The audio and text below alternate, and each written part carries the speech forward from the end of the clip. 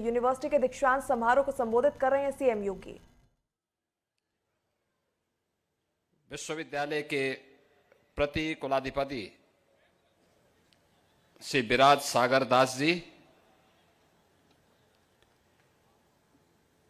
समारोह में विशिष्ट अतिथि के रूप में जिनका मार्गदर्शन भी आपको प्राप्त हुआ है, उत्तर प्रदेश सरकार में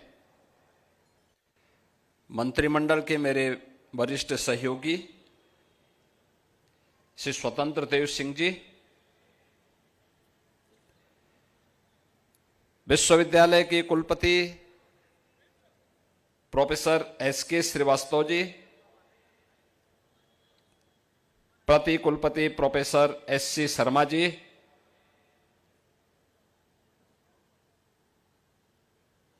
विश्वविद्यालय की उपाध्यक्ष सुश्री सोनाक्षी दास जी, कोषाध्यक्ष श्री आर के अग्रवाल जी, कुल सचिव डॉक्टर सुधर्मा सिंह जी, विश्वविद्यालय के सभी आचार्यगण, अभिभावकगण, छात्र छात्राएं, मैं सबसे पहले बाबू बनारसी दास विश्वविद्यालय के इस दीक्षांत समारोह में विश्वविद्यालय परिवार को हृदय से बधाई देता हूं। उपाधि प्राप्त करने वाले सभी छात्र छात्राओं के प्रति, उनके अभिभावकों के प्रति अपनी बधाई देता हूं और इस अवसर पर जिस महान विभूति के नाम से यह विश्वविद्यालय स्थापित हुआ है, ऐसे महान स्वतंत्रता संग्राम सेनानी उत्तर प्रदेश के पूर्व मुख्यमंत्री बाबू बनारसी दास जी की स्मृति को नमन करते हुए उन्हें विनम्र श्रद्धांजलि भी अर्पित करता हूं।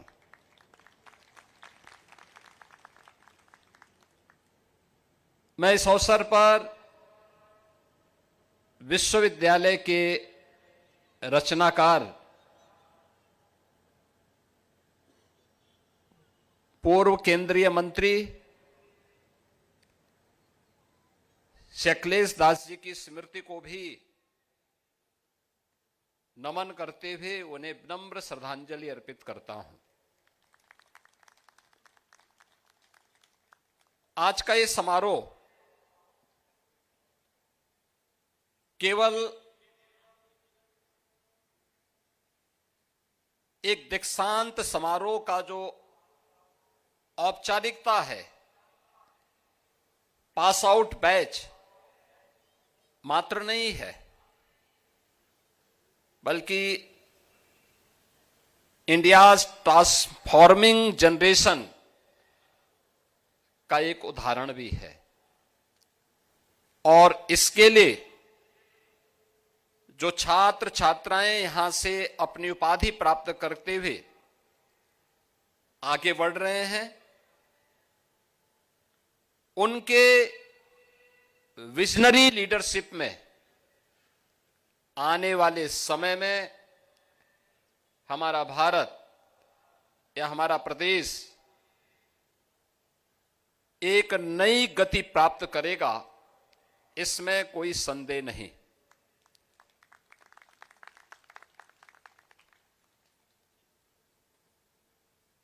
जब हम दीक्षांत समारोह की बात करते हैं, दीक्षांत समारोह भारत की प्राचीन गुरुकुल प्रणाली का जो समावर्तन समारोह होता था, उसी का आज परिवर्तित रूप है। ये परिवर्तित रूप की जब हम चर्चा करते हैं, बहुत सारे प्रश्न हम सबके सामने आते हैं। भारत की प्राचीन परंपरा में जब अपनी शिक्षा पूरी करके कोई स्नातक अपने गुरुकुल से बाहर निकलता था तो कुलगुरु के द्वारा जो उसे दीक्षा उपदेश दिया जाता था, यानी शिक्षा पूरी करने के उपरांत तो वह इन्हीं शब्दों के साथ में कि सत्यम वद धर्मम चर, यानी जीवन में सत्य बोलना और धर्म का आचरण करना, किसी भी अच्छे कार्य के लिए कभी प्रमाद न करना, हमेशा अच्छे कार्य के लिए अपने आप को तैयार करना, अपने कर्तव्यों के प्रति सदैव ईमानदार बने रह करके उसका अनुपालन करना और अपने जीवन में सदैव अपने से बड़ों का सम्मान करना, यानी मातृदेवो भव, पितृदेवो भव, आचार्य देवो भव, अतिथि देवो भव का भाव, यह संस्कार हमारे मन में सदैव बना रहना चाहिए। भारत का कोई स्नातक जब अपनी शिक्षा पूरी करके अपने गुरुकुल से बाहर निकलता था, इस भाव से ओतप्रोत होकर के जब निकलता था, तब भारत दुनिया की सबसे बड़ी अर्थव्यवस्था के रूप में अपने आप को स्थापित पाता था। भारत तब दुनिया की सबसे बड़ी ताकत था। हम जो करते थे दुनिया उसका अनुसरण करती थी, लेकिन जब हमने दुनिया का अनुसरण करना प्रारंभ कर दिया तो हमारी ताकत भी उसी प्रकार से कम होती गई और आज भारत की स्थिति क्या है यह किसी से छुपा हुआ नहीं है। यह एक प्रश्न हम सबके सामने सदैव बना रहना चाहिए और इसीलिए कृतज्ञता का भाव हमारे मन में हमेशा होना चाहिए, हमारी पहचान बननी चाहिए। विश्वविद्यालय जिस विभूति के नाम पे स्थापित हुआ, बाबू बनारसी दास, यह देश का एक जाना पहचाना नाम, जिनका जीवन संघर्षों से तपा था। देश की आजादी के लिए हमें कुछ करना है और इसके लिए उन्होंने अपने आप को समर्पित किया। देश की आजादी के प्रति उनके मन में जो जज्बा था, उस जज्बे के साथ जुड़ करके देश के स्वतंत्रता संग्राम सेनानी के रूप में उन्होंने देश के अंदर काम किया। अग्रिम पंक्ति में लड़कर के उस अभियान को एक नई ऊंचाइयां प्रदान की।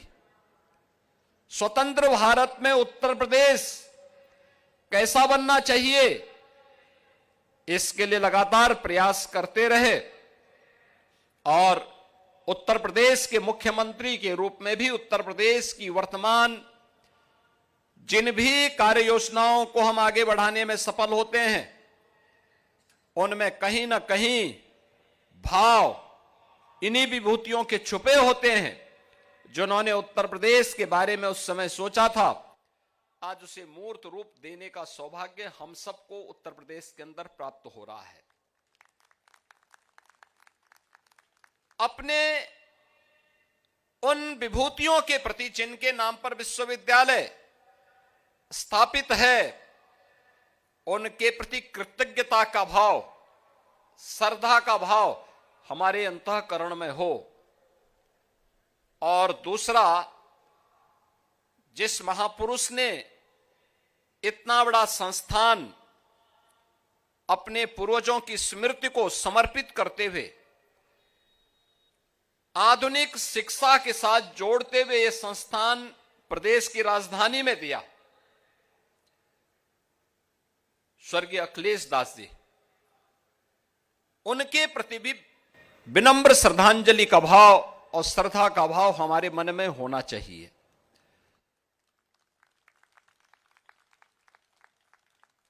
स्वर्गीय अखिलेश दास जी ने केवल शिक्षा के लिए नहीं, स्पोर्ट्स के साथ भी संस्थान को जोड़ा था। आज आप देख रहे होंगे नए भारत में प्रधानमंत्री मोदी जी के नेतृत्व में आज भारत ने जो दूरी तय की है, एक लंबी छलांग लगाने के लिए दुनिया के अंदर भारत आज जिस उत्साह के साथ, जिस उमंग के साथ आगे बढ़ा है, वो हम सबको एक नई प्रेरणा प्रदान करने वाला है। आप सोचिए कि 2011 में विश्वविद्यालय बनने के बाद से ही विश्वविद्यालय ने अपनी न केवल एकेडमिक एक्टिविटीज को बल्कि उसके साथ स्पोर्ट्स को भी जोड़ते हुए यहां पर एक साथ उन कार्यक्रमों को आगे बढ़ाया।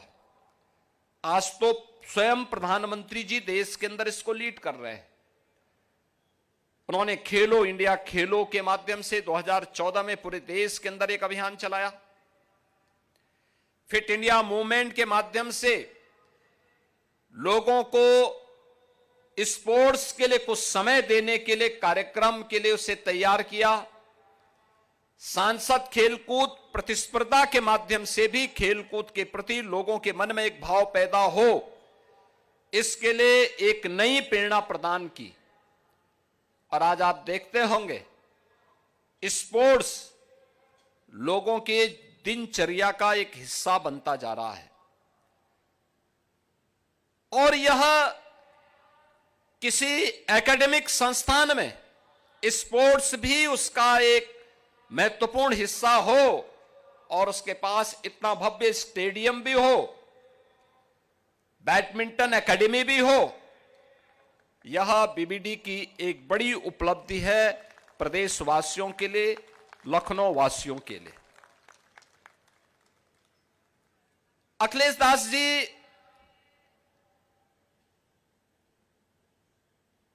यूनियन कैबिनेट में जब थे तो उस समय मुझे भी सांसद के रूप में देश की संसद में रहने का अवसर प्राप्त हुआ था और मैं देखता था उनके सहज और सरल व्यवहार को, विकास के प्रति उनके मन में एक उदग्र भाव को, शिक्षा के प्रति, समाज सेवा के प्रति उनके मन में जो एक सकारात्मक भाव था वह हम सबको तब भी देखने को मिलता था।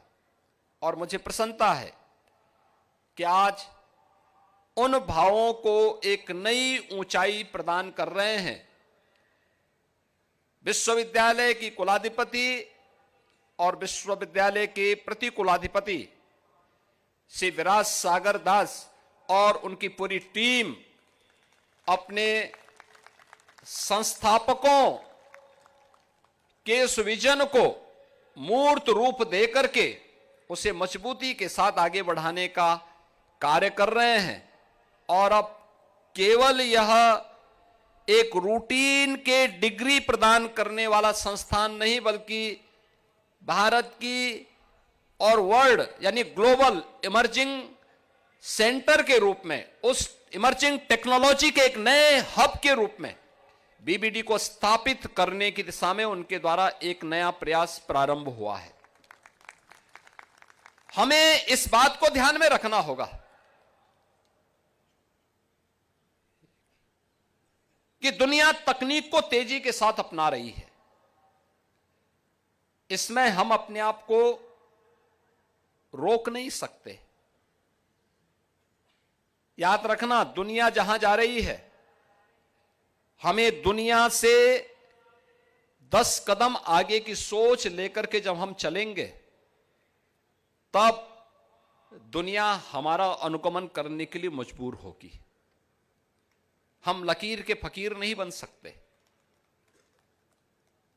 आपने पिछले 11 वर्षों में भारत की विकास की यात्रा को देखा है। भारत की जो विकास यात्रा पिछले 11 वर्षों में देश के अंदर देखने को मिल रही है, इस विकास यात्रा को, जिसका आज दुनिया भी उसके पीछे चलने के लिए अपने आप को मजबूर करती है कि हां, हमें इसको अंगीकार करना ही होगा, और हर भारतवासी भी जिस पर गौरव की अनुभूति आज के दिन पे कर सकता है, वह सबसे पहले परसेप्शन 14 के पहले और 14 के बाद कितना परिवर्तन देश के अंदर देखने को मिला है। लोगों में जो हताशा थी, निराशा थी, उसे आशा और उत्साह में भरने का काम 2014 के बाद प्रधानमंत्री मोदी जी के नेतृत्व में देखने को मिल रहा है। हर एक क्षेत्र में भारत ने एक नई छलांग लगाई है। आप याद करिए, आपके सामने 2014 से ही जब भारत ने यानी छोटे छोटे प्रयोग करके दुनिया को बताया कि इसके परिणाम क्या होने जा रहे हैं। लोगों को पहले लगता था कि एक केवल टाइम पास करने का एक माध्यम होगा, लेकिन जब उसके परिणाम आने प्रारंभ हुए, जब मोदी जी ने कहा कि हर गरीब के बैंक में अकाउंट होने चाहिए, तो लोगों ने प्रश्न किया कि 15 लाख कहां है। आप याद करिए, जिनकी नकारात्मक दृष्टि होती है वे नकारात्मक स्वर बोलते हैं, जिनको कुछ नहीं करना होता है हर सकारात्मक कदम का वे विरोध करते हैं। और उन्होंने प्रश्न करने शुरू किए थे। मोदी जी ने उसकी चिंता किए बगैर हर गरीब के बैंक में अकाउंट खुलवाए, जो पहले एक मील की कौड़ी थी, बहुत कठिन था, नहीं हो सकता था, नहीं हो पाता था, क्योंकि कोई भी गरीब बैंक में जाता था तो बैंक उससे सबसे पहले एक अकाउंट खोलने के लिए 1000 रुपए की मांग करता था। उसके पास नहीं होता था। मोदी जी ने कहा जीरो बैलेंस पे अकाउंट खोल दो। फिर उसके अकाउंट में कुछ धनराशि उपलब्ध करवाई कि अभी कभी उसको पैसे की आवश्यकता पड़ेगी तो उसको देंगे। और फिर उन्होंने देश के अंदर डिजिटल इंडिया मिशन को आगे बढ़ा करके आज डीबीटी के माध्यम से शासन की सभी योजनाएं बिना किसी कट के सीधे गरीब के खाते में जब जा रही है, तो देश के अंदर 50 करोड़ परिवार सीधे सीधे उन योजनाओं के साथ जुड़ता हुआ दिखाई देता है। यानी भ्रष्टाचार पर कितना बड़ा प्रहार है। सब कुछ डिजिटल पेमेंट के साथ जुड़ गया है। लोगों को किसी को समझ ही में नहीं आता था कि बैंक में गरीब का खाता खोलकर क्या होगा। उसमें भ्रष्टाचार पहले होता था, और जिसके बारे में स्वर्गीय राजीव गांधी जी ने बार बार भी कहा कि हम 1 रुपया भेजते हैं लेकिन गरीब के पास 15 पैसा पहुंच पाता है, बाकी पैसा बीच में गायब हो जाता है। यह उनकी चिंता थी। तब तकनीक के प्रति इतनी जागरूकता नहीं, लेकिन उस समय किया गया। आज हमारे पास डिजिटल इंडिया मिशन है। युवाओं के लिए पीएम स्टार्टअप की स्कीम है, पीएम स्टैंडअप की स्कीम है। और जब पूरी दुनिया इस सदी की सबसे बड़ी महामारी के साये में जी रही थी, दुनिया की सुपर पावर भी इस महामारी के सामने पस्त थी, तब भारत अपने यहां बेहतर कोविड प्रबंधन के साथ ही Bharat new national education policy को अपने यहां लॉन्च कर रहा था। याद करिए, नेशनल एजुकेशन पॉलिसी एक परंपरागत डिग्री को नहीं, जो मोदी जी ने डिजिटल इंडिया मिशन की घोषणा की, पीएम स्टार्टअप की स्कीम जो देश के अंदर लागू की थी, पीएम स्टैंडअप की स्कीम लागू की थी, पीएम मुद्रा की स्कीम जो लागू की थी, इन सबको जोड़ करके कैसे हम अपने यूथ की उन आकांक्षाओं को नया पंख लगा सकते हैं, इस दृष्टि से मोदी जी ने नेशनल एजुकेशन पॉलिसी के माध्यम से इसे आगे बढ़ाने का काम किया। और उन्होंने केवल यही नहीं किया, उन्होंने कहा हमारे पास स्केल है, लेकिन उस स्केल को स्किल में बदलना है। आप सोचिए, भारत दुनिया के अंदर सबसे बड़ा यानी भारत दुनिया का सबसे बड़ा युवा राष्ट्र है। देश के अंदर अगर आप देखेंगे, हमारी 56% आबादी ऐसी है जो वर्कफोर्स है, जो कामकाजी है, उसके लिए कार्य चाहिए, उसकी अपनी आकांक्षाएं हैं, उसके अपने सपने हैं। उन सपनों को उड़ान चाहिए और इसके लिए हमारे संस्थानों को तैयार होना है।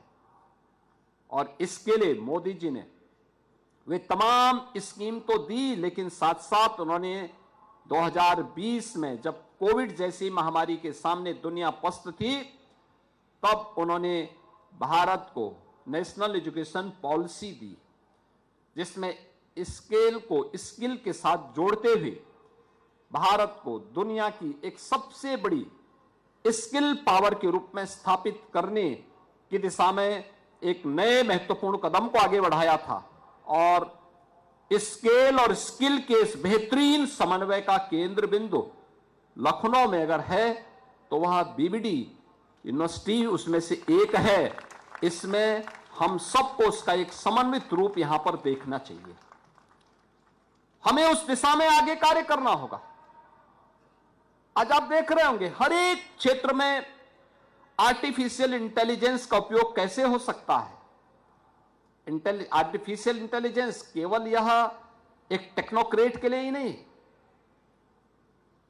डेंटल साइंसेज में भी उसका क्या उपयोग हो सकता है, लॉ में उसका उपयोग कैसे हम कर सकते हैं, मैनेजमेंट में एआई का उपयोग कैसे हो सकता है,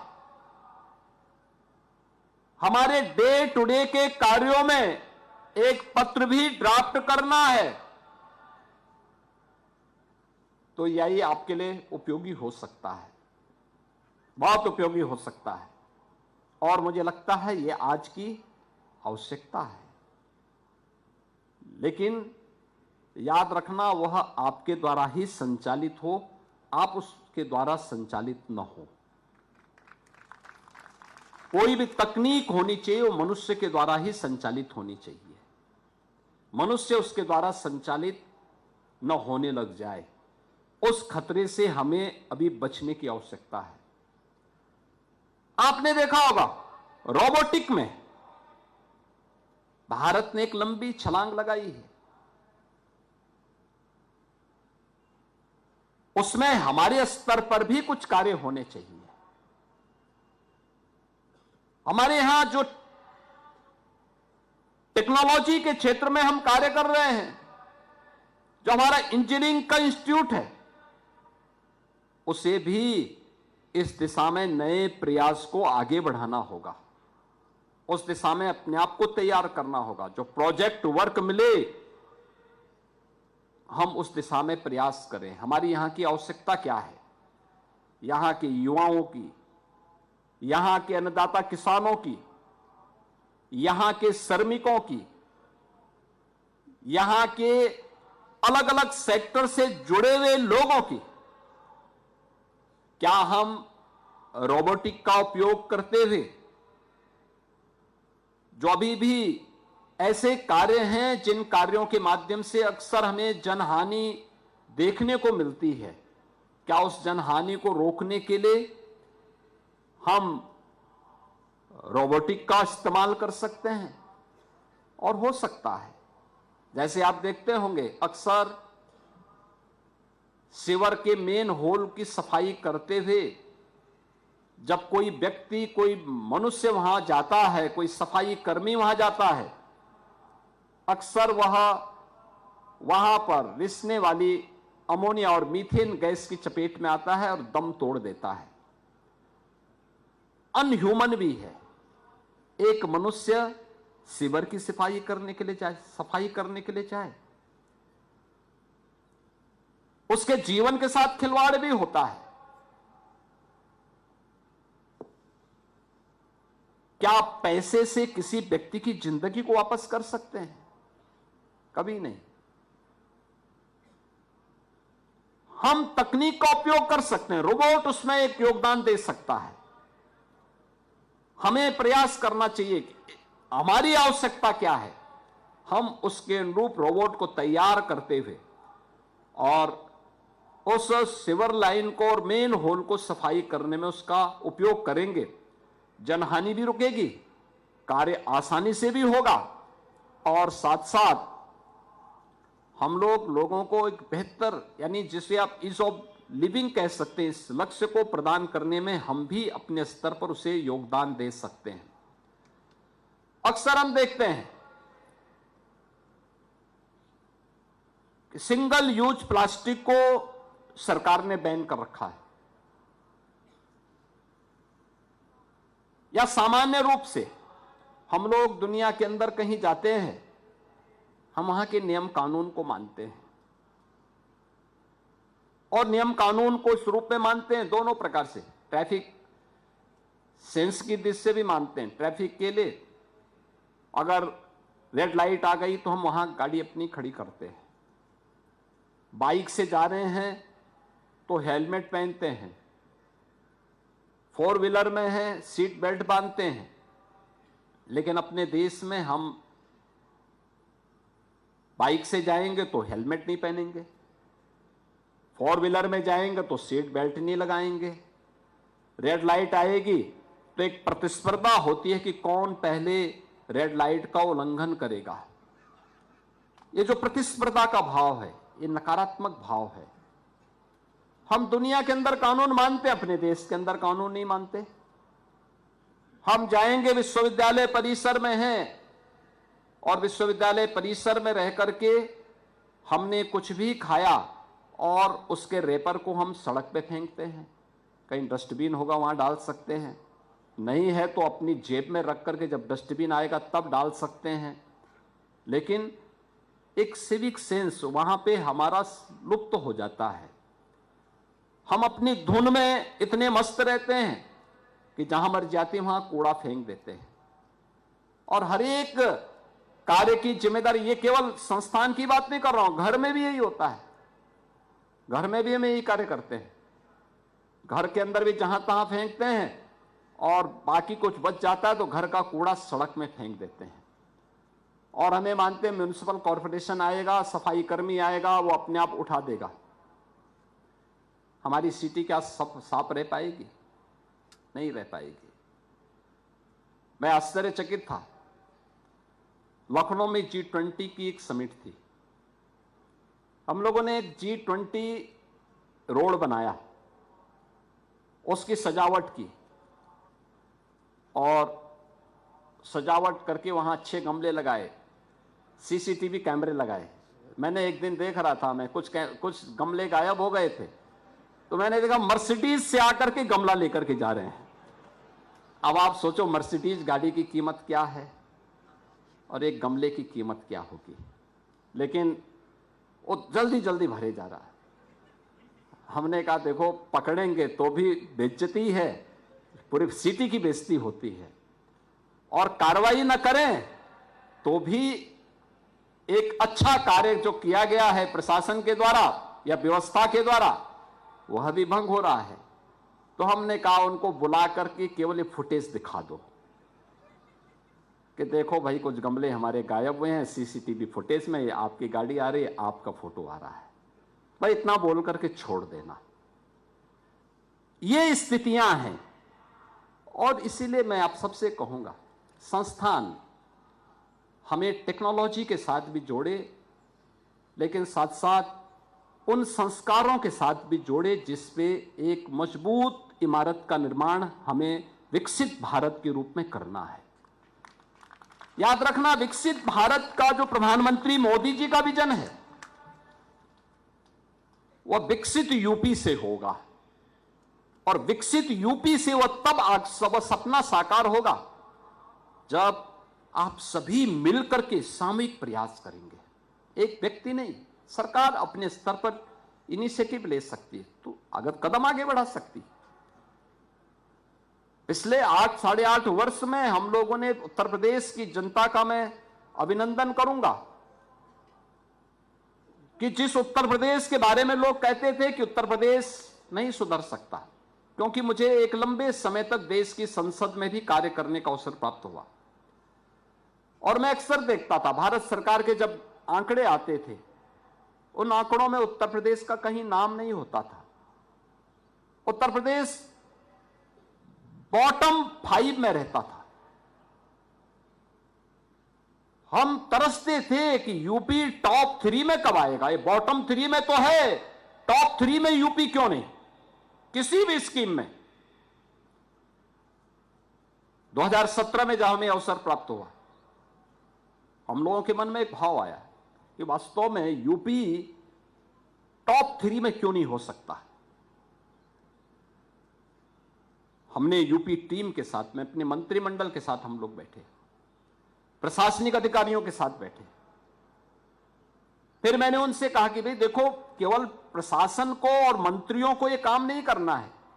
याद करना, कोई भी स्कीम तब तक सफल नहीं हो सकती जब तक उसमें जन सहभागिता नहीं होगी। हम जन सहभागिता बढ़ाएं, डायलॉग, पब्लिक के साथ हमारे डायलॉग अच्छे होने चाहिए। परिणाम क्या रहा? आज आप देखते होंगे भारत सरकार की जितनी भी स्कीम निकलती हैं, उन स्कीम में यूपी टॉप 3 में है, टॉप 3 में।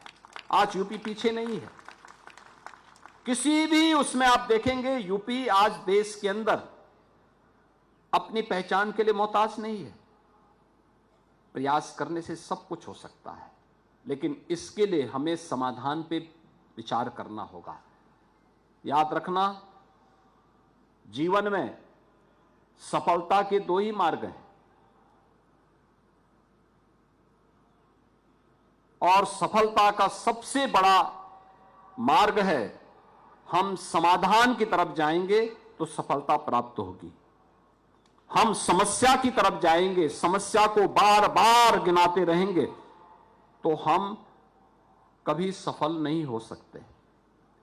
समस्या की बजाय समाधान पर ध्यान दीजिए, और समाधान का मार्ग तब निकलेगा जब हम सभी मिलकर के सामूहिक रूप से प्रयास प्रारंभ करें। आखिर यही प्रदेश था ना 2017 के पहले। याद करिए, जब प्रदेश के अंदर सरकार बनी थी, चैलेंज था हम सबके सामने, क्योंकि पहचान का संकट था उत्तर प्रदेश के सामने। लोग बोलते थे क्या होगा, युवा के सामने पहचान का संकट, किसान आत्महत्या करने के लिए मजबूर, बेटी सुरक्षित नहीं, व्यापारी भी सुरक्षित नहीं, नौजवान की आकांक्षाओं की पूर्ति के लिए उसके हाथ को कार्य चाहिए थे। अच्छे शिक्षण संस्थान ढूंढे नहीं मिल पाते थे। जो प्रदेश में नया निवेश की बात तो दूर, जो पहले से निवेश किए थे वे प्लान कर रहे थे, और भारत सरकार की मीटिंग में जाते थे तो उत्तर प्रदेश की गिनती कहीं नहीं होती थी। और उस समय जब प्रयास प्रारंभ हुए, हम लोगों ने कहा कि भाई हम सबको लेकर के चलेंगे। मोदी जी का जो मंत्र है, सबका साथ और सबका विकास, ये हमारा मंत्र होगा। लेकिन अपराध और अपराधियों के प्रति, भ्रष्टाचार और भ्रष्टाचारियों के प्रति जीरो टॉलरेंस की नीति के तहत सरकार कार्य करेगी। लोगों को लगता था कि सब एक घोषणा है। हमने कहा घोषणा नहीं भाई, देखो जब मूर्त रूप देंगे तो आप सब चिल्लाएंगे। और आज आप देखते होंगे उत्तर प्रदेश ने कानून व्यवस्था का एक मॉडल दे दिया। कानून व्यवस्था कैसे होनी चाहिए, देश के अंदर विभिन्न राज्यों में लॉ एंड ऑर्डर की स्थिति क्या होनी चाहिए, उत्तर प्रदेश आज उसका एक मॉडल देखा जाता है कि उत्तर प्रदेश ने यह कर दिया है। ये प्रयास करने से होता है, ऐसा नहीं कि उस पर नियंत्रण हो सकता है। जहां हर तीसरे दिन दंगा होता था, 8-8.5 वर्ष से आपने देखा होगा कोई दंगा नहीं, कोई शोरगुल नहीं, पर्व और त्योहार उत्साह और उमंग के साथ मनाए जा रहे हैं और हर एक तबके के मनाए जा रहे हैं। हर एक, क्या होली हो, क्या दीपावली, क्या विजयादशमी, क्या रक्षाबंधन, क्या क्रिसमस, क्या ईद, बकरीद, सब कुछ तो सारे पर्व और त्योहार बहुत उमंग और उत्साह के साथ मनाए जा रहे हैं। आज जब कोई पूछता है या मेरे पास आते हैं लोग, मैं पूछता हूं त्योहार अच्छा हो गया ना, अच्छा हो गया, मैं उनसे तब पूछता हूं कि देखिए कानून का शासन ऐसे ही होता है। कानून शब्द लगता भले ही बुरा है, लेकिन जब उसको व्यक्ति अंतःकरण से स्वीकार करता है तो उसका फल ऐसे ही होता है जैसे दवा कड़वी तो लगती है लेकिन उसके परिणाम सुखद होते हैं। ऐसे ही कानून है हमारे जीवन का हिस्सा, हमें उसका पालन करना ही होगा, उसको अपने जीवन का हिस्सा बनाना ही होगा। और यह जब हम करेंगे तो हर एक क्षेत्र में उसके परिणाम हम सबको देखने को मिलेंगे। एक कानून व्यवस्था पे कार्य किया गया, परिणाम क्या हुआ? उत्तर प्रदेश के अंदर निवेश की झड़ी लग गई। जिस प्रदेश में 5 वर्ष में 50,000 करोड़ का भी निवेश नहीं आ पाता था, उस प्रदेश में हमने 8 वर्ष में 45 लाख करोड़ रुपए से अधिक के निवेश प्रस्ताव को लाने में सफलता प्राप्त की। अनुमान करिए उत्तर प्रदेश के अंदर थोड़ी भी पहल होती, जहां चाहा वहां राह, अपने आप रास्ता निकलता है। मैं भौचक था और यह आदत भी है, आदरणीय प्रधानमंत्री जी का मार्गदर्शन भी हमें प्राप्त होता है। मन में एक भाव था, यह देश जब आजाद हुआ था तब उत्तर प्रदेश की स्थिति क्या थी? 1950 में उत्तर प्रदेश भारत के अंदर, भारत की अर्थव्यवस्था में उत्तर प्रदेश का शेयर हुआ करता था 14%। और 2017 में जब हम लोग उत्तर प्रदेश की सत्ता हमारे पास आई, हमने देखा भारत की अर्थव्यवस्था में यूपी का योगदान क्या है, तो यह मात्र 8% से कम रह गया था, 8% से भी कम रह गया था। यूपी में निवेश क्यों नहीं हो रहा है? कारण है सुरक्षा नहीं। जब व्यक्ति ही सुरक्षित नहीं तो पूंजी कैसे सुरक्षित होगी? कोई सुरक्षित नहीं। सुरक्षा की गारंटी उसे मिलनी चाहिए। हमने कहा हम इस गारंटी को लेंगे और उन्होंने कहा साहब नियमों में सरलता होनी चाहिए। हमने कहा ease of doing business, UP 14 नंबर प्रदेश में था, यानी देश के अंदर जितने राज्य थे यूपी का स्थान 14वें नंबर पर था।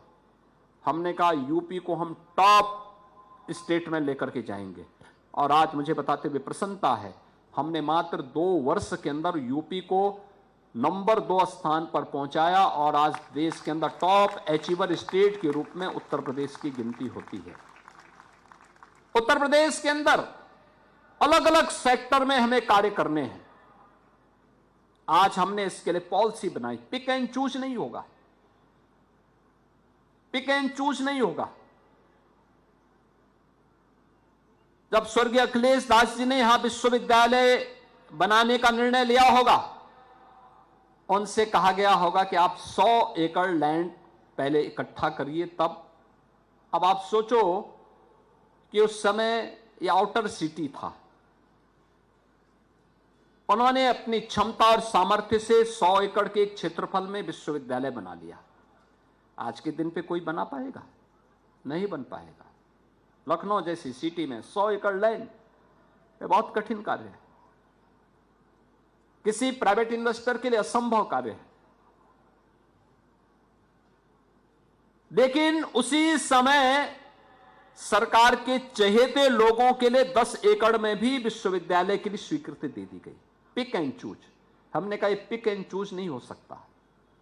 हम किसी का चेहरा देख करके निर्णय नहीं लेंगे।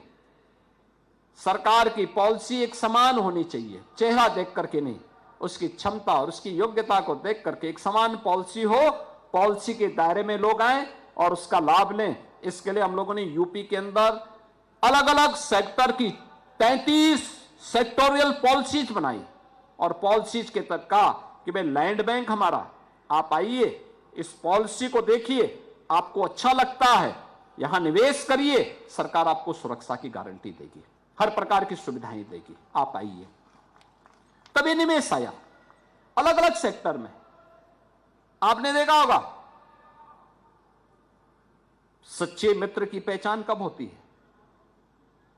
जब आपके ऊपर संकट आता है। देश के सामने ऐसे संकट आया और प्रधानमंत्री मोदी जी की लीडरशिप में जब भारत ने ऑपरेशन सिंदूर की घोषणा की, ऑपरेशन सिंदूर में आपने देखा होगा भारत के पराक्रम को, भारत की रक्षा सेनाओं के पराक्रम को, और उस पराक्रम में हमारे सेना के जवानों का साथ, प्रधानमंत्री मोदी जी का मार्गदर्शन और सानिध्य तो था ही। उत्तर प्रदेश राज्य को भी गौरव की अनुभूति होती है कि हम भी भारत की रक्षा सेनाओं के साथ में थे, क्योंकि ब्रह्मोस मिसाइल इसी लखनऊ में बनी है और ये उत्तर प्रदेश सरकार की डिफेंस मैन्युफैक्चरिंग कॉरिडोर का पार्ट है। मुझे याद है जब ब्रह्मोस मिसाइल के लिए लैंड देनी थी, कहां लैंड मिलेगी, मैंने कहा लखनऊ में मैं लैंड दूंगा और फ्री में लैंड दूंगा। देश की सुरक्षा का मामला आएगा, हम सब कुछ करेंगे। हमने फ्री में लैंड दी। लोगों ने कहा कि इतना पैसा आप जमीन पे लगाएंगे, कैसे आगे चलेगा? हमने कहा सब पैसा यहीं से आएगा, देखना। और पहली खेप वहां से निकली है। आप मान के चलिए कि हर वर्ष जब पूरी कैपेसिटी से ब्रह्मोस मिसाइल का या नोड काम करना प्रारंभ करेगा, उत्तर प्रदेश को प्रति वर्ष 300 से लेकर 500 करोड़ रुपए का जीएसटी प्राप्त होगा। हमारी लैंड की कॉस्ट क्या होती? जब 2020 में हमने लैंड का ऑफर किया था और ये लैंड 2022 में उपलब्ध करवाई, तब इस लैंड की कॉस्ट मात्र थी बामुश्किल से 200 करोड़। सभी प्रकार की, यानी विकसित लैंड के बाद 200 करोड़ होती, लेकिन हमें उसके बदले में कई गुना पैसा मिल रहा है आज के दिन पे राज्य को। ऐसे ही ड्रोन टेक्नोलॉजीज का भी एक बड़ा सेंटर यूपी बने। इसमें भी यूपी में बने हुए ड्रोन ने बड़ी भूमिका का निर्वहन किया है ऑपरेशन सिंदूर के दौरान। और ड्रोन जो इस्तेमाल किया गया था, जिसने पाकिस्तान के होश उड़ा दिए थे, वह ड्रोन भी यूपी के अंदर ही बने हैं और यूपी के नौजवानों ने ही बनाए हैं। याद रखना, आज यूपी एआई का भी, डाटा सेंटर का भी, यूपी आज इमर्जिंग टेक्नोलॉजी के एक नए हब के रूप में, रोबोटिक का, ड्रोन टेक्नोलॉजी का एक नए हब के रूप में अपने आप को स्थापित किया है। और मेरा मानना है यह आज की आवश्यकता है। हम उससे अपने आप को दूर नहीं कर सकते। और मैं विश्वविद्यालय से भी कहूंगा, इस इमर्जिंग टेक्नोलॉजी को अपना पार्ट बनाएं। इसके नींव इस बात के लिए हमें प्रेरित करता है कि हम अपने यहां शॉर्ट टर्म कोर्सेज भी प्रारंभ करें। सर्टिफिकेट कोर्सेज हों, 3 महीने के, 6 महीने के, 1 वर्ष के। डिप्लोमा कोर्सेज हों ड्रोन टेक्नोलॉजी में, रोबोटिक में, आईओटी में, एआई में, अलग अलग, उसमें हम इस दिशा में अगर कार्य करना प्रारंभ करेंगे और फिर अलग अलग सेक्टर में इसकी उपयोगिता क्या हो सकती है, रेलवे स्टेशन पे 1 कुंटल का बोझा अपने कंधे पे लाद करके किसी एक श्रमिक को ले जाने की बजाय अगर हम रोबोट का इस्तेमाल करें कितना अच्छा होगा। आज के समय में एक व्यक्ति 1 कुंटल का बोझा लाद करके जा रहा है, अगर हम रोबोटिक का इस्तेमाल कर लें, तनिक छोटी सी टेक्नोलॉजी, उसको भी राहत मिलेगी और नए लोगों को जॉब भी। टेक्नोलॉजी जॉब को कट नहीं करता है, टेक्नोलॉजी नए अवसर देता है। हां, उस नए अवसर को हम किस रूप में भुनाते हैं ये हम पे निर्भर करता है।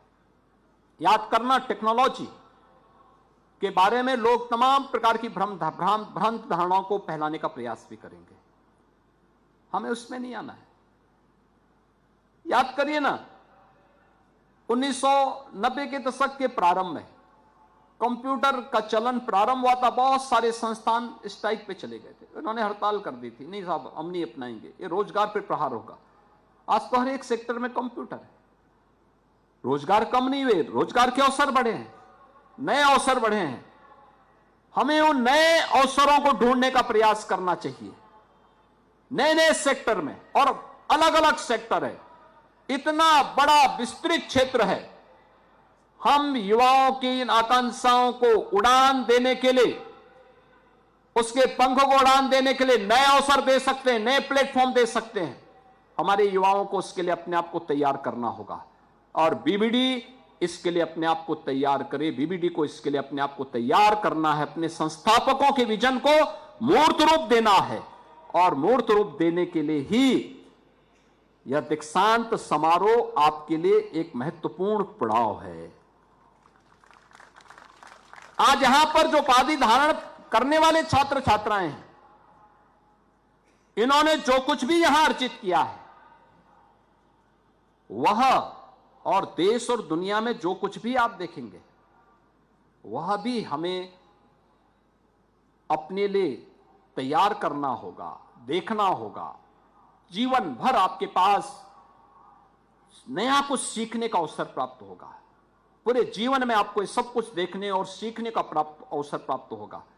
और मैं तो इस बात को हमेशा मानता हूं, हमेशा मेरा मानना इस बात को रहा है कि अयोग्यो पुरुषो नास्ति, कोई भी व्यक्ति अयोग्य नहीं है। योजकः तत्व दुर्लभ, योजक चाहिए, एक योग्य योजक चाहिए। एक योग्य योजक संस्थान बन सकता है, आपके आचार्यगण बन सकते हैं, आपके अभिभावक बन सकते हैं, आपका बॉस बन सकता है, आप स्वयं भी नए लोगों के योजक बन सकते हैं, आने वाली पीढ़ी के योजक बन सकते हैं। और उस योजक के रूप में आप यहां की स्मृतियों को लेकर के आगे बढ़ेंगे इस विश्वास के साथ। जीवन में धैर्य खोए बगैर, विपरीत से विपरीत परिस्थितियों में भी संतुलन खोए बगैर आप अडिग होकर के आगे बढ़ेंगे।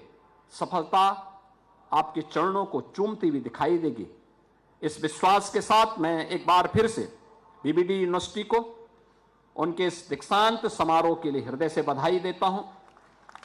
उपाधि प्राप्त करने वाले सभी छात्र छात्राओं और उनके अभिभावकों को भी हृदय से बधाई देता हूं और विश्वास करता हूं कि अपने जिस विभूति के नाम पर विश्वविद्यालय बना है, वे स्वतंत्रता संग्राम सेनानी भी थे, एक सुयोग्य राजनेता भी थे और लखनऊ के एक अभिभावक के रूप में, उत्तर प्रदेश के अभिभावक के रूप में उनका मार्गदर्शन उत्तर प्रदेश वासियों को प्राप्त हुआ था, नेतृत्व उत्तर प्रदेश वासियों को प्राप्त हुआ था।